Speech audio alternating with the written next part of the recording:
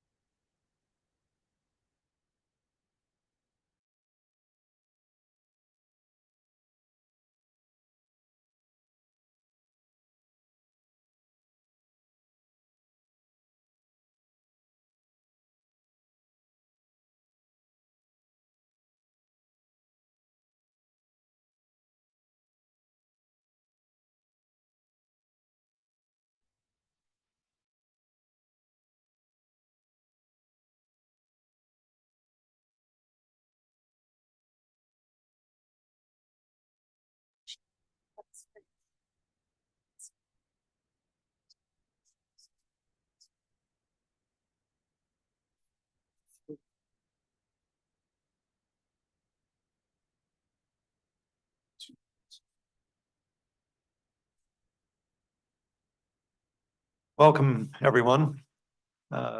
This is the Tooele Valley Rural Planning Organization meeting of December 9th, 2024, starting at 1:32 p.m. And perhaps we can start with introductions around the room here in person, and then we'll go online and ask folks to introduce themselves online as well. We still being heard all right online? Okay, thank you. Well, let's start with Rochelle, and then we'll go around the room. Clockwise. Scott Drube, Erda. Terry Minor, Erda. Buck Peck, Erda. Once more. Buck Peck, North Tooele Valley. Thank you. Chris Slow, Grantsville. Christy Montera, Grantsville. Andy Welch, Tooele County. Ben Mon, UDOT. Terrific. Thank you. And I'll just read names and ask you to introduce yourself online in the order I've got on the screen. Becky? Yeah, I'm Becky Stromness, a project manager in UDOT Region 2. Thank you. Caitlin? I'm Caitlin. I work for Horrocks. I'm a public involvement coordinator. And Kim? Kim Clausing, North Tooele Fire District. And Juan? Juan Bradlin, UDOT project manager for Valley Highway. And Olivia? Olivia Vons, UTA Planning. Rosie? Rosie Hernandez, WFRC. And whoever's with Read AI? Well, had somebody else, well, I don't know if they can, if that's, anyway, we'll assume there's people behind that AI, but it's not anybody in person in the room here. Mayor Nguyen. Yes, this is Mayor Wynn with Tooele City, and I also have with me Jamie Grand Prix, our Public Works Director, also John Perez, our Economic Development Director, and Paul Hansen, our City Engineer. Well represented. Thank you. Thank you. Kip?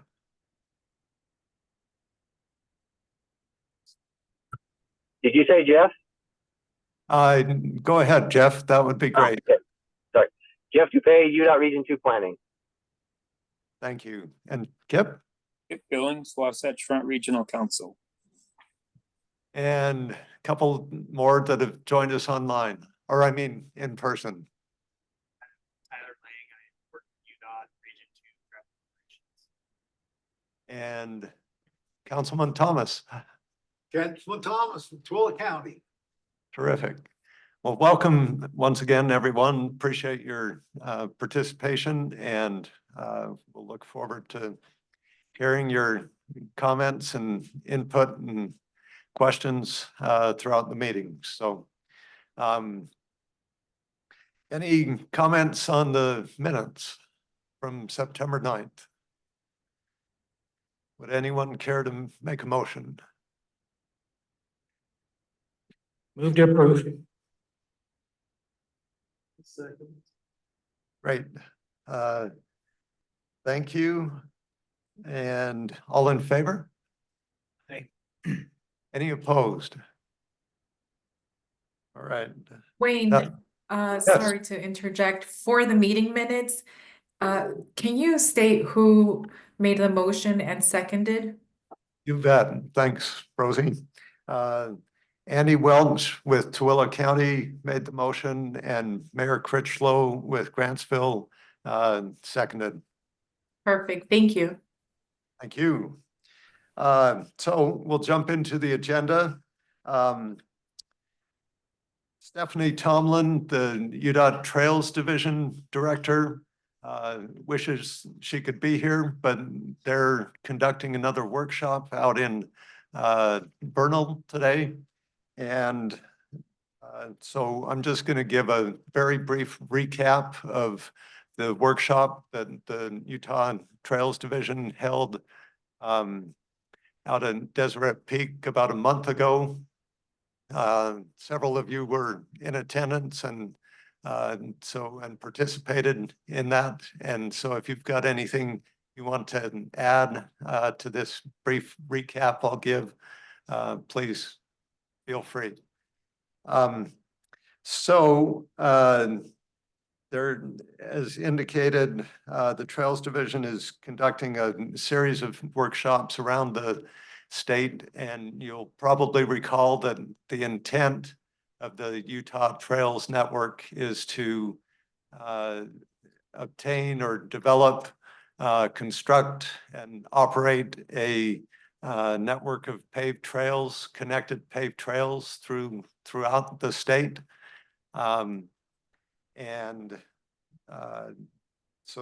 There's, I think the legislature a couple of years ago appropriated 45 million initially, and then 45 million a year to construct this trail network over time.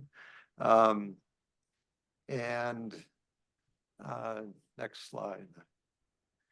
And just for clarity's sake, unlike a couple of the other UDOT programs that are statewide, this is not a nominations-based program. However, UDOT, as indicated by these workshops and so forth, they do want it to be a very developed based on local input and collaboration. So if you have additional thoughts, please feel free to reach out to the Trails Division and so that it can continue to be a collaborative process. The workshop a month ago included a few things. The first was to identify regional destinations in Tooele County that people felt like would be valuable to access via active transportation. And to identify some key routes, key corridors that might be appropriate kind of to serve as a backbone spine for bicycle pedestrian primarily network of trails out here in Tooele County, and also to identify any gaps in previous trail planning. So, and just to, before we go to the next slide, I'll just recap and from notes I took, the Benson Grist Mill, downtown Tooele, Deseret Peak, Grantsville were all identified as some regional destinations that would be valuable to connect to. And there are several other kind of key routes or potential key routes that were identified from what I could tell. But a couple of those were a connection from the northeast Tooele Valley to Tooele City, and then also from Tooele City to Grantsville.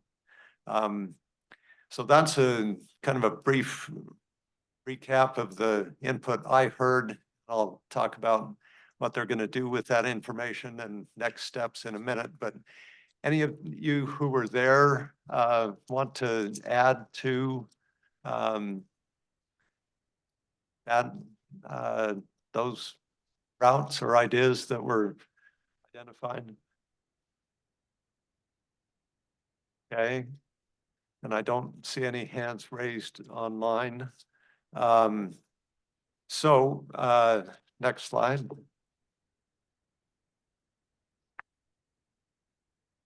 So this kind of outlines over the next several months, the Trails Division at UDOT intends to use the information they gleaned from the workshop to identify or evaluate some of these network trail connections to major destinations.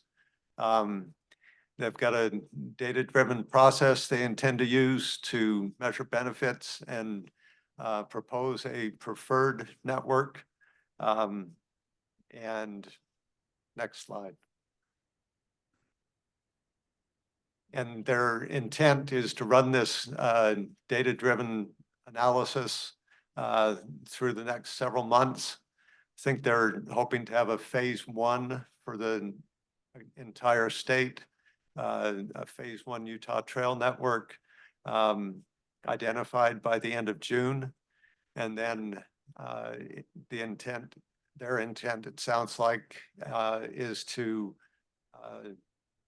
in 2026, identify next projects that are ready for funding. With that, any questions or comments?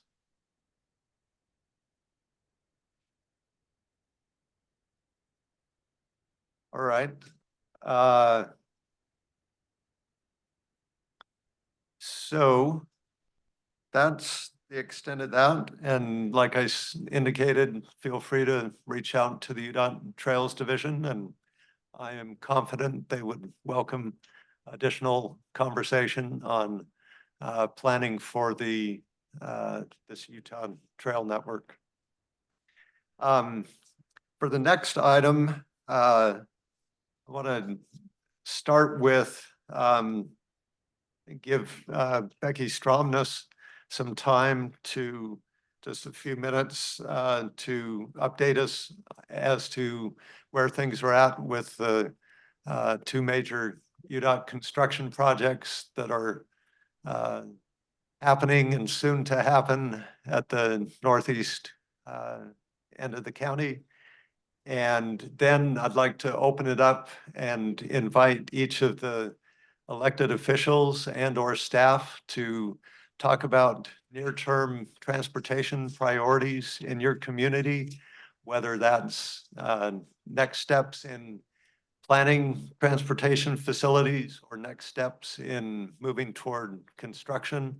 I just felt like it would be useful, and we've done this at the RPO periodically, to hear from everybody on their near-term priorities so that all of us can be aware and supportive of each other in each community's priorities. So with that, I'll turn it over to Becky. Yeah, I'm wondering if I can be granted share access or shareability. We have a few slides, but if not, I can just speak. Yeah, So- we'll give you an ability here in just a A sec. moment. Oh, it looks like it came up now. Great. Let's see if we can get this. Is that working? There we go. Looks like it is on my end. Yes, thank you. No, thank you. Anyways, I'm Becky Stromness, project manager in Region 2, and I'm overseeing we got two projects going. One is the southbound on SR 36 project, and then the other is the northbound project. Also on SR 36 as well as eastbound on I-80. And I want to thank Caitlin. She's joining me here from our public outreach team. And just want to remind anyone, if there's ever questions that come up, you're always encouraged and welcome to reach out to us. And we will do our best to get you an answer so that you know what's going on, or the public or whoever you might have interactions with knows what's going on. But as a quick recap, we started construction on the southbound project back at the beginning of summer in July. Things progressed fairly well.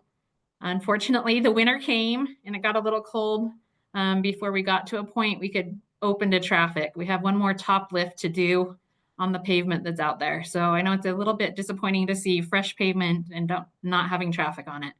But they will pick up first thing as soon as it's warm enough in the springtime. That's usually in the April timeframe, once we have temperatures that we can continue paving there. And then the other big piece they haven't really touched is the section between Sunset and Pole Canyon. And we'll see all that work go into play this spring. And they should be wrapping up towards hopefully the beginning of summer, more than the late of summer this coming year, with that project getting nice new third lane in the southbound direction. Here's a little bit of the schedule we've been working on. So while we've had construction going in southbound, we've been working on the northbound design. So we've been working on that the last year. Becky? Yes. Sorry, the slides do not seem to be advancing. They aren't? I'm sorry. Are you seeing anything? We're seeing the first slide in the and then on the left hand. There you go. Okay, maybe if I just do this instead of the slideshow, it'll work. Okay. Let's see sounds if I can great. make it bigger. Sorry about that, guys. That's all right. Yeah, that helps. Thank you. Are we good there? Yes. Okay, so that was southbound. So here's kind of where we've been. We're wrapping up the design for northbound. We're having our 90% review meeting later this week. So we'll be heading to advertisement with that into the first part of next year, put it out for bid, get our contractor hired. And then we will have some overlap between southbound and northbound construction at the same time as we get into the summer months. And this northbound project is bigger than the southbound project. We're starting the same limits on the south end, but it also includes the piece on I-80, where we're adding that third lane on I-80 that I think will be really beneficial, especially for the morning commute. As a reminder, some of the new features or enhancements we'll be having for the northbound project at the Stansbury Parkway intersection. As you approach it going in the northbound direction, you can see we'll now have a third lane there. That's going to help that intersection flow, get more vehicles through there. So in theory, we're moving more vehicles better with more efficiency and less congestion. up at the Sunset intersection. This is going to be a brand new intersection that will become signalized. So that will help people get in and out and improve the safety of that area. As we've done outreach, sounds like a lot of the businesses and people surrounding the intersection are super excited. Just as there's more and more traffic, obviously signals make it easier to get out and about easier in a safer manner. So people are excited for that. Up at Saddleback, this is a little bit different, but we'll have two dual lefts. There's all that heavy truck traffic there getting into the truck stop areas. So we're trying to really make sure we're accommodating the trucks there. So trucks, we got dual lefts coming in, and then we got dual rights, which is a little bit unusual coming out, but they'll be operating with a signal there. So not pulling out in front of, high-speed traffic, but they'll be turning out of the truck stop area with a signal. So again, helping to improve safety there. And then as I already mentioned on I-80, we'll have that third auxiliary lane coming from SR 36 and extending a couple miles clear up to SR 201. That should really greatly help the weaving, the merging, so it's not such a short distance. There'll be plenty of room and distance for people to do that, which will in turn reduce congestion and improve safety. So that's the project we have coming. Is there any quick questions I can take? Thank you, Becky. Any questions? Remind us once again, when is the northbound project anticipated to start? So we'll be putting it out to advertise in February is our plan. That usually takes a couple months by the time you advertise it, turn in the bids, and then get the contracting done. So I think we'll start to see construction the early part of summer, possibly as early as May, I think would be the earliest we'd see anything. But I think we'll see the southbound pick up construction earlier than that, kind of the March, April, once we get through the worst of winter. Got it. Thank you very much. That's useful, extremely useful. So appreciate it. All right, with that, we'll open it up and maybe I'll just invite each community, each city to take a turn and give any thoughts on near-term priorities or needs that they are working on or would like to see addressed. Councilmember Van Hetten, please.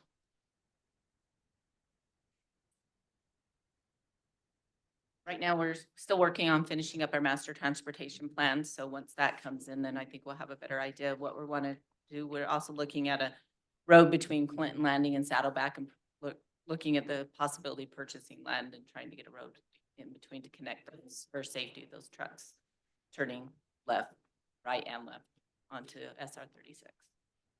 So Kind of behind the yeah, the stop flying areas.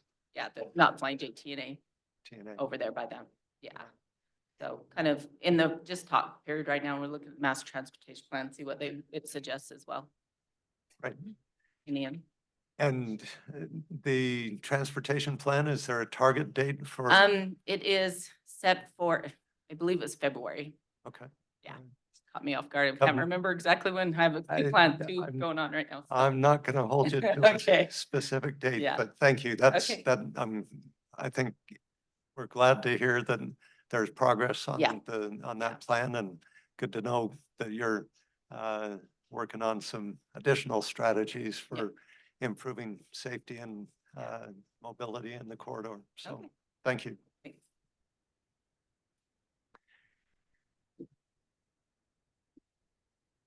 Councilmember Minor. Yeah, I got it.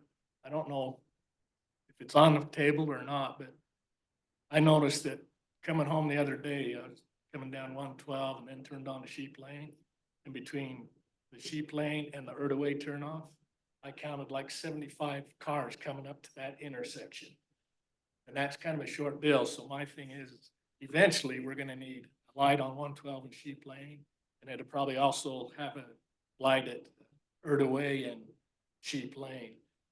And if not a traffic light, at least a street light, because like in the fog the other day, the cars are like inching up, trying to not miss that turn, and cars that are going straight don't care about that turn, so they come up roaring behind, and it's hard enough in daylight to be able to see that, but at dark, you cannot see that turn at all, and then when you throw the fog in there, it could be a disaster, but those are the things I would like to see, if there's anything that can be done.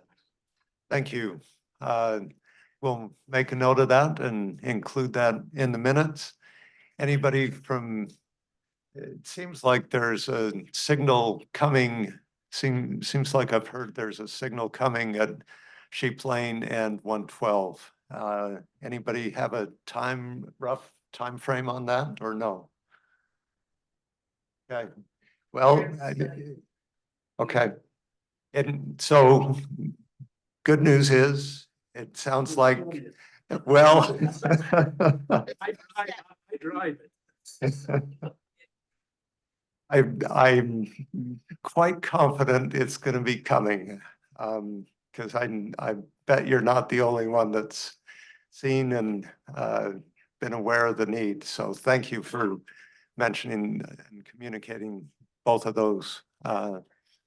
And Jeff? I was just going to say, yes, there are plans, but right now we're still trying to figure out some of the right of way for that fourth leg. So that's one of the holdups, but it's on our signal people's radar. And we do have a project manager assigned to that project, to that location as well. Thank you, Jeff. That's helpful clarification. Appreciate it. Terrific. Let's see, Grantsville. Terrific. Of course, we were interested in that intersection as well. And, you know, I did get the email from Eduardo that he was assigned to that intersection. So it's great to see that moving forward. I also met with UDOT about a month ago regarding other street lights on our main street. They're continuing a study, starting a study again to determine which intersection should be the priority. One we hope would be perhaps Hell Street, and then also Matthews Lane that we hope to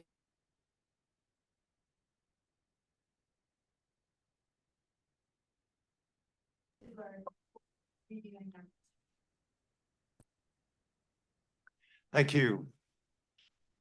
That's useful. Any questions so far for Lake Point, Erta, or Grantsville? Not seeing any. So, oh, Tyler, please. Do you want to? Thanks.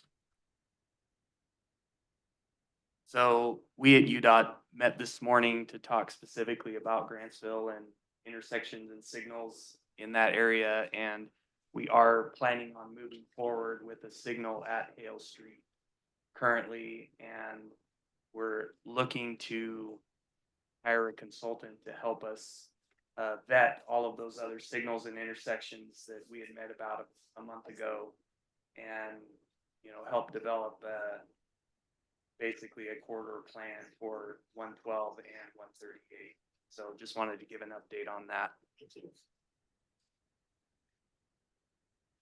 Thank you, Tyler. Appreciate that. All right, Mayor Nguyen. Yes, we have just a couple of projects that we're currently working on. One is where UDOT is going to be improving the intersection where the signal is at 1000 North and 600 West. That signal, it was really a temporary signal that was placed there several months ago, but the plan is in process now to widen the road and the intersection to have dedicated right-hand turn lanes. And we're just working with UDOT right now to get the right of ways and all of that put into place. And then the other signal that we're working on right now with UDOT is a traffic signal at Skyline Drive and SR 36. It's kind of a real interesting intersection there, but they have designed a great signal, and we are going to help them financially to get this going, and we hope to see that begin as soon as possible.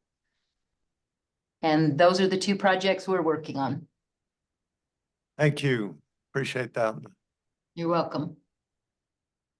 Tooele County. Rochelle can bail me out on some of these, but we finished up Burmester Road just recently, working on Tom's Lane. We have some congressional funding for Ibapaw, which should be getting going pretty soon here, as well as the Mormon Trail. That's the unincorporated part in Rush Valley. That's been awarded. We turned over to UDOT here pretty soon. We've applied for funding for Drew Bay Road for a trail and for road reconstruction. We should find out as soon as Congress passes a funding bill. It was included in that, so we expect that to be funded. We also have a grant out for rural surface transportation funding. And we're still waiting to hear back. I think we made it past the first round of that. They asked for additional information, so we're just still waiting to hear back on that. That was $5 million in congressional project funding and I think $18 million in rural transportation. So we're hopeful on that. Working on the right of way for the extension of Village Boulevard to the Mid-Valley Highway. That's something we're working on right now. That may be our next project that we work on with some congressional funding. As far as construction, we have 33rd Parkways coming up this next year-ish, right? And then another one that we'll be working on this year in conjunction with the school system opening up their junior high on Bates Canyon is some improvements to the section between what the school will be doing and on 36 to make sure that we have consistent drainage and everything. So that's one of our bigger projects this year, is to make sure that's up to par. And then the last thing that we'll have here pretty soon is we did a road maintenance study, and that we should be getting back our information, and that includes the unincorporated portion, Lake Point and Erda were all included in this assessment that we have. And so they'll identify the roads that are in most need of maintenance and give us a map of that. So we'll be getting that pretty soon. And then we'll use our funding to make improvements according to that study. Thank you. That's helpful. Please, Councilman Thomas. This one I'm really excited about. It's kind of my pet project. I've just put my arm around it. I got to give a big shout out to Mayor Wynn, UDOT, Juan, and the Tooele Army Depot. There's been some backroom kind of chats and visits, how we can move the third phase of the Mid-Valley Highway forward. So I just want to let everybody know that that's being worked on. It's not our highest priority by no means, but it's moving forward. So I just want to recognize Tooele City, the depot, and UDOT for their supporting work to kind of keep moving this forward when we can and where we can. So anyhow, thanks, Mike. Terrific. Thank you. All right. Any questions or comments for Tooele City or Tooele County? Hearing none, seeing none, we will move on to the next item on the agenda.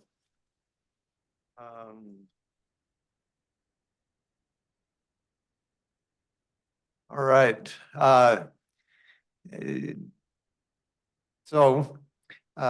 Ben Mon, who's the UDOT Asset Data Analytics Manager, introduced himself at the beginning of the meeting and is here in person. And we're grateful for Ben joining us. For all the areas across the state that are either supported by an MPO, Metropolitan Planning Organization, or a rural planning organization, UDOT has asked for the MPO's assistance in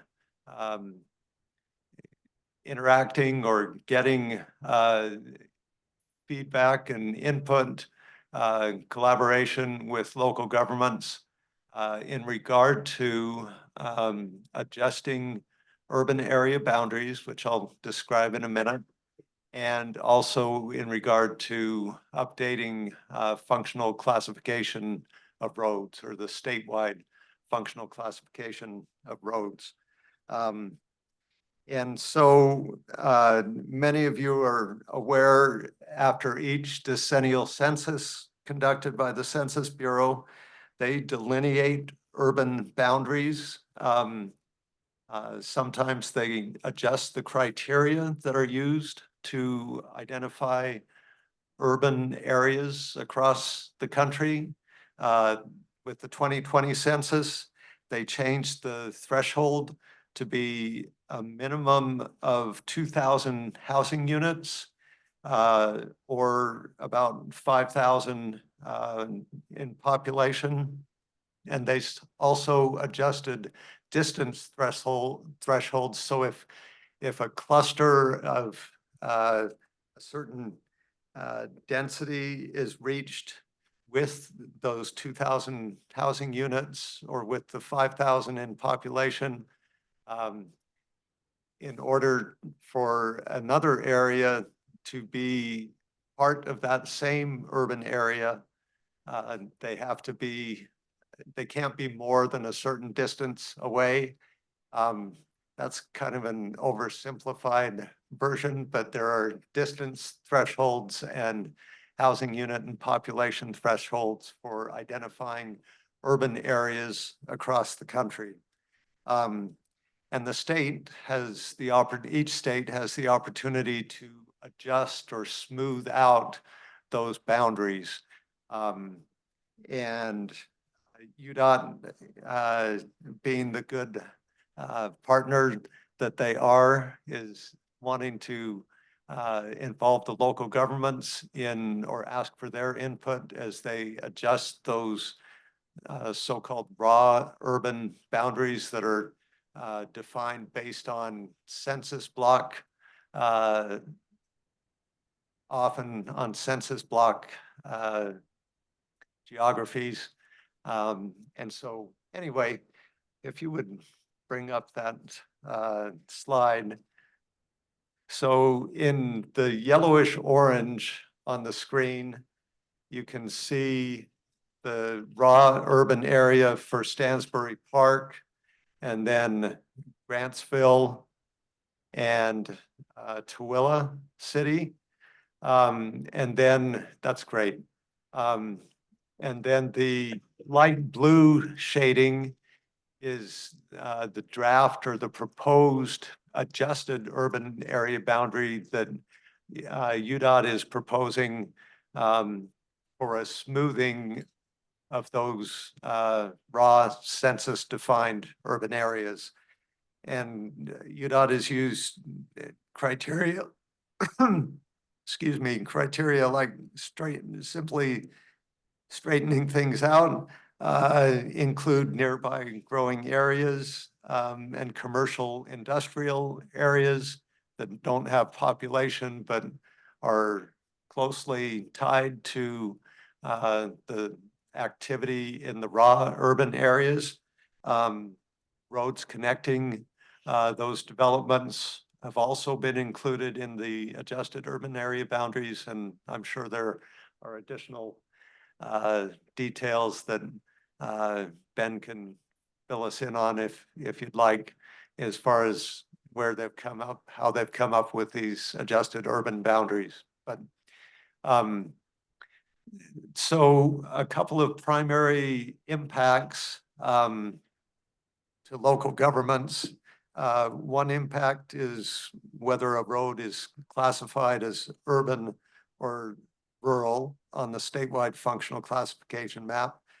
And for minor collectors, those in yellow, we'll talk more about the functional classification. The yellow is minor collector, the purple is major collector, the red is principal arterial, and the green is minor arterial.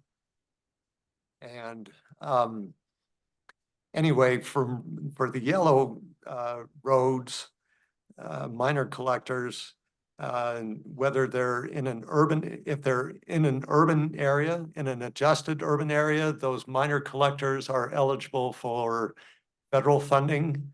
But if they are outside the adjusted urban area, they are not eligible for, generally speaking, they are not eligible for federal funding. So with that, that's a brief overview of adjusted urban areas. Any questions or comments on that process or that description. Anything you'd like to add, Ben? Wayne, this is Paul Hansen. Please, Paul. Is that, so if I'm understanding what you're saying, this says now we can qualify for federal roads if they fall anywhere within the blue area?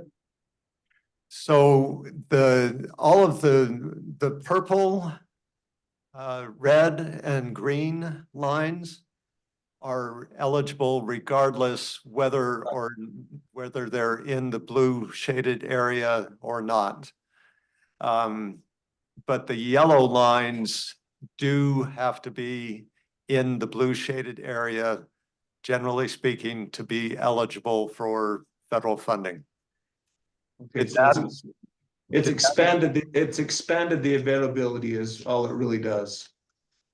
For the minor collectors, yes. Yes, for the minor collectors, for the yellow roads. Okay. Yep. All right, thank you. Thank you. Ben, anything you want to add? That's a pretty good recap of kind of this phase of the project, this phase of the effort, those raw census defined urban areas. You can see Grantsville, for example, there's a gap between those two census defined urban areas. And so our expanded adjusted urban area incorporates both of those. That's one of the requirements as far as part of the process. We have to include the entire census defined urban area, but we also have the opportunity to expand that outwardly to capture some transportation related or support related infrastructure that supports that urban area. So that's really where the local understanding of those areas and what should be included or what makes sense in terms of the supporting of those urban areas. That's really the process we're involved with now. The next step of this, it's associated with it, is taking a look at the actual functional classification of those roadways on a county by county basis and figuring out if we've got the right functional classifications assigned to those roadways or if there's some recommended changes to bring it into alignment with how we want the network to function. I heard some mentions of master plans, transportation master plans being developed or finalized. And so that's a great opportunity to look for alignment between what we've defined in terms of functional classification and the hierarchy of that compared to what the local governments have put together as well. Make sure we get some alignment there. It's an opportunity to interface and bring those two plans into alignment. So. Great, thank you. And I'll talk a bit more about functional classification in a minute, but and I also wanted to point out my understanding is that these adjusted urban boundaries, and you'll want to verify this with Chris Potter at UDOT. Most of you are familiar with Chris, who's the local government's engineer. But my understanding, and maybe Paul can correct me on this if I'm misspeaking, but my understanding is that these adjusted urban boundaries affect whether you apply for small urban surface transportation program funds or non-urban surface transportation program funds. And so I think what I'll do, I'll verify that with Chris Potter and let you know what I find out. But at any rate, the state is trying to, UDOT is trying to finalize these adjusted urban area boundaries. And so if you've got any comments or additional comments or questions on these blue shaded areas,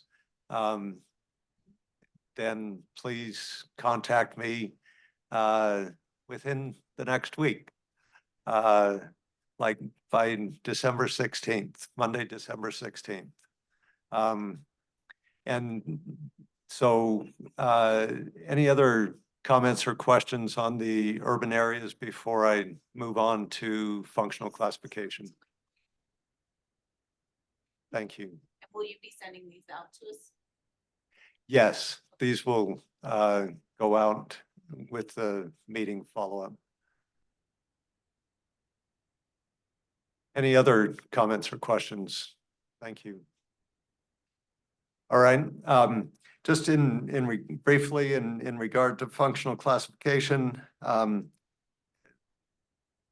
the state takes the opportunity, especially with the change in urban and rural designations that are triggered by the census.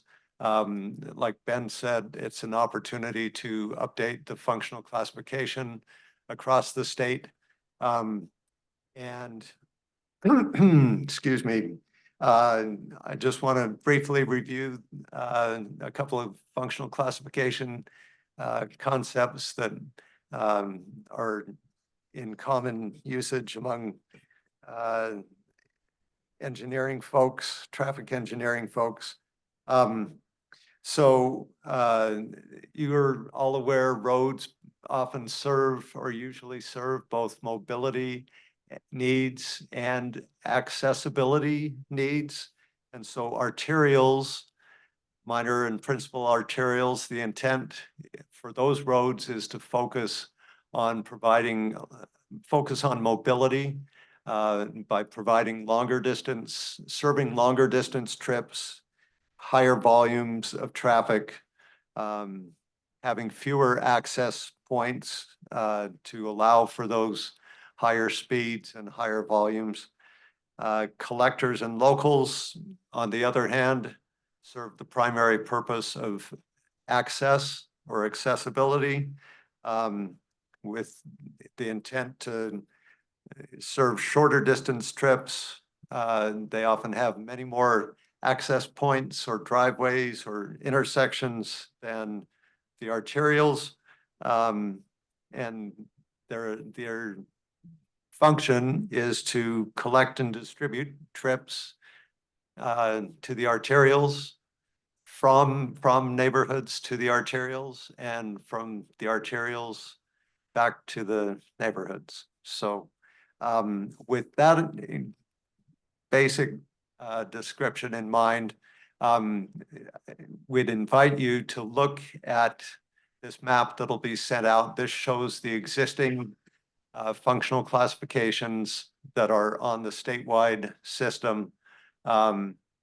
And if there are roads that you believe are either functioning or should function that differently than they are currently classified, or if there are additional roads that you believe should be classified as minor collectors or major collectors, then we would welcome that input. And on this one, I'm not looking for input in the next week. But if you could get me any input, say by January 16th instead of December 16th, that would be wonderful. And there'll be additional time beyond that. But I think it would be helpful to take a look while this is relatively fresh and we're early in the process to hear your thoughts on any needs for additional routes or changes in functional classification. Ben, anything you'd add there? Let's see. No, I think this is, this is one of those processes that we go through about every 10 years in conjunction with the decennial census. So it's something that doesn't happen very often, but it is a good opportunity to just kind of update our network and the function of that, bring it into alignment with what we need it to be. There are, of course, functional classifications such as interstate that we don't really change those. So those are kind of really the backbone of the system. And so as you move, imagine you're traveling from the interstate system to home. you're gonna kind of progress through different functional classifications all the way down, usually to the local level. If you live in something like a subdivision. So just making sure we get that right balance. What that allows us to do is to provide that range of needs all the way from mobility, long distance to actually accessing properties, individual properties. And so, yeah, basic transportation planning, but it's we get to do every 10 years. So look forward to any comments that you have related to your local networks and kind of how things are growing.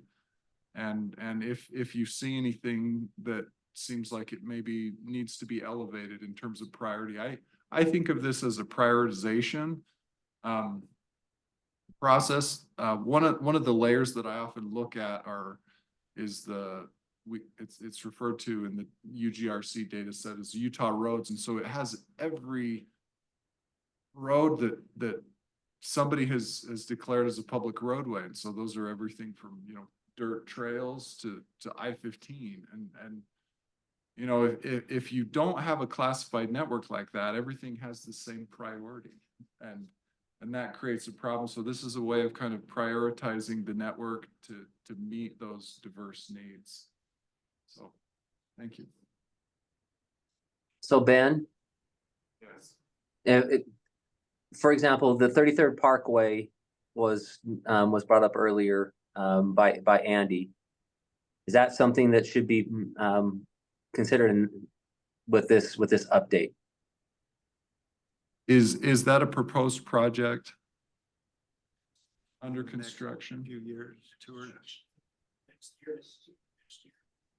Yeah, if it as part of this, and I will say, even though UDOT is administering this process, it does speak to all public roadways. So things that are under local maintenance jurisdiction, those kinds of things, we still go through that process of classifying the entire public network. The federal guidelines, they give us kind of a 4-year window of projects that are either in construction or have dedicated funding allocated for them. That's kind of the cutoff. I will say, if you review this map, sometimes you'll see alignments or projects on there that are realistically speaking further out than the 4-year threshold. But I would say most of those that we see are higher profile state projects that we do like to kind of have an awareness of. This is down the road, even if the timeline is a little bit uncertain. But I would say for the local network and things that cities and counties are dealing with, probably want to limit your proposed functional classifications to things within that 4-year range, and make sure that if it's a greenfield project, you want to make sure that you have some dedicated funding. But it is a great opportunity to just have that conversation of what is the right functional classification for this. A lot of times the local governments have a good sense of what that needs to be, and we just bring our authoritative record in line with that. Thank you, Ben. That's helpful. And thank you, Jeff. Appreciate the question. That was good clarification. Any other comments or questions regarding functional classification? If not, I'll look forward to hearing from you within the next month on any changes or additional needs or conversations regarding functional classification. Well, with that, funding opportunities, just wanted to take the RPO meeting as a brief reminder. Many of you probably saw in our government affairs newsletter, WFRC's government affairs newsletter a couple of weeks ago, and you've probably seen it through other channels as well, but a notice of funding opportunity for the RAISE federal discretionary funding grant was announced, and applications are due January 20th. it's a large amount of funding, broad multimodal eligibility. There probably is a minimum dollar threshold. And that I'm sure is spelled out in the notice of funding opportunity. There's also a discretionary grant opportunity for the Protect funding program, federal funding program that's focused on resilience, helping your roadways last longer, and resilience of the entire transportation system. So that's the focus of that particular grant, and the deadline is February 24th. And then the small urban and non-urban funds, this discussion we've just had, I don't think will impact which program would be appropriate to apply for in this round, because those applications are due to Chris Potter by January 10th. So that's the small urban and non-urban surface transportation program, and other programs that run through the statewide Joint Highway Committee. So any questions or comments on funding opportunities? All right. I'll open it up for other business. Any items of other business? All right. I will note that hopefully you all saw Tyler's invite for letters of intent for the congestion mitigation air quality program. Due to some communication challenges, we want to postpone that discussion until March, but keep your minds open to and please reach out to either Tyler or myself in regard to any questions or ideas you might have in terms of projects that you believe would have an air quality benefit. So anyway, we'll postpone that discussion until the March meeting, which is scheduled for March 10th. Any other items of discussion? All right.